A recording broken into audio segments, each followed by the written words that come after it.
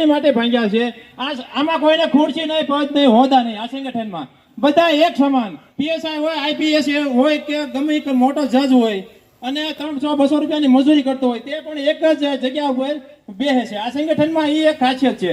તો આ સંગઠન બહોળી સંખ્યામાં એટલા માટે અત્યારે આખા ભારતમાં અત્યારે પ્રભાવિત છે. અત્યારે સંગઠન એટલા વર્ષમાં 2006માં સ્થાપના થઈ, તો અત્યાર સુધીમાં તમે જો તો આજનો કાર્યક્રમ એવો છે રાજ્ય લેવલનો દિલ્હીમાં આપણે, અને 33 જિલ્લામાં અત્યારે એસએટીના નારા બોલે છે, જય ભીમના નારા બોલે છે.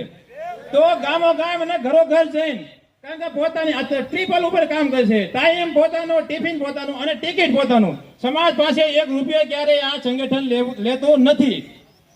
તો એ પ્રકારે આ સંગઠન કામ કરે છે 365 દિવસ, ટાઢ હોય કે તડકો હોય. અત્યારે તમે જોઈ લો અત્યારે કેટલી ડિગ્રી તાપમાન છે, છતાં સંગઠન આના સૈનિકો બધાય નીકળી ગયા છે અત્યારે, કારણ કે